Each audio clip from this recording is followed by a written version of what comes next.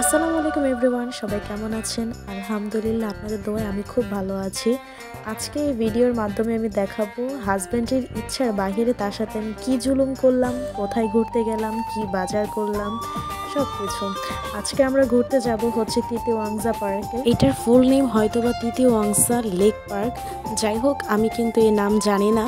এই নামটা আমি আমার হাজব্যান্ডের মুখে একবারই শুনেছি। যদি ভুল হয় আমাকে কমেন্টে অবশ্যই জানিয়ে দেবেন আপনারা। আর এখন বলি কি কি জুলুম করেছে ওর সাথে। ও এই শার্ট আর প্যান্ট কিন্তু একদমই পরতে চায়নি, এগুলো কিন্তু জাস্ট বাদ করে ফেলে দিছিল। তো আমি অনেক জোর করে ওকে বলেছি যে তুমি আজকে আমার সাথে ম্যাচিং করেই পরবা। ও বলছে কখনোই সম্ভব না, কারণ আজকে আমি ট্রাউজার আর গেঞ্জি পরবো। আমি আগে শার্ট প্যান্ট পরতে পারতাম, বাট এখন আমি শার্ট প্যান্ট পরতে পারি না। ওর ইচ্ছার বিরুদ্ধে শার্ট আর এই প্যান্টটা পরাইছি। যাই হোক, ওর মনটা অনেক খারাপ, কারণ আমি ওর ইচ্ছার বিরুদ্ধে এই কাজটা করেছি। লেক পাড়ে যাওয়ার পর ওর মনটা একদম ভালো হয়ে গেছে, কারণ আমাকে নিয়ে ওর ঘুরতে অনেক ভালো লাগে।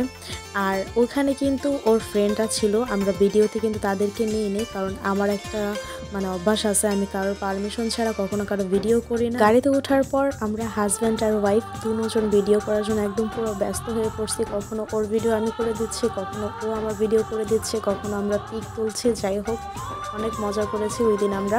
শত খুশির মাঝেও বারবার কেন যেন মনটা খারাপ হয়ে যাচ্ছে আমার মেয়ের জন্য, কারণ আমার মেয়ে বাংলাদেশে। বারবার ওর কথা মনে পড়ে যাচ্ছে, আর মনে হচ্ছে কি যেন একটা নাই, কি যেন একটা নাই।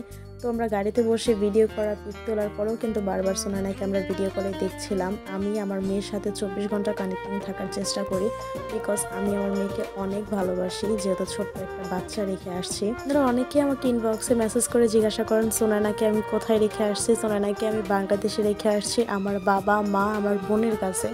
আর আপনারা যারা আমার ফেসবুক পেজের সাথে আছেন তারা সবাই জানেন যে সোনানা যখন আমার পেটে, তখন থেকে আমি কলেজ আর ভার্সিটি নিয়ে ব্যস্ত ছিলাম। সোনানা যখন হয়েছে তখন কিন্তু আমার মা আমার বোনই রাখছে, আমি পড়াশোনা করছি প্লাস জব করছি। সো সোনানা আমার থেকে আমার বোনকে আর আমার মাকে বেশি পছন্দ করে। আচ্ছা, যাই হোক, আমরা কিন্তু ঘুরতে এসে পড়েছি এই যে লেক পাড়ে।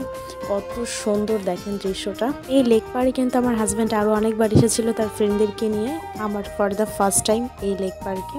যাই হোক, আমার তারপর ইচ্ছে ছিল আমি মেট্রো রেলে যাবো, তারপর আমার হাজব্যান্ড আমাকে মেট্রো রেল নিয়ে গেল। তারপরে আমরা খাবার দাবার খেয়েছি, সেই ভিডিওটা করে নিই, বিকজ ওখানে ছিল আমার হাজব্যান্ডের কিছু ফ্রেন্ড। সো বড় বড় মানুষজন ছিল, আমি তার জন্য কোনো ভিডিও বা কোনো পিক তুলিনি, কারণ সব জায়গায় সব জিনিস মানায় না।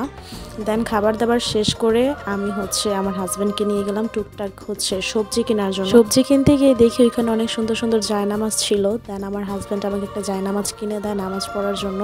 আর আমার হাজব্যান্ডের যে জায়নামাজ ওইটা ওর ফ্রেন্ডের বাসায়, তার জন্য আমাকে একটা জায়নামাজ কিনে দিচ্ছে। আমার অনেক পছন্দ হয়েছে, ওইটা আমি নেক্সট একটা ভিডিওতে দেখাবো জায়নামাজটা।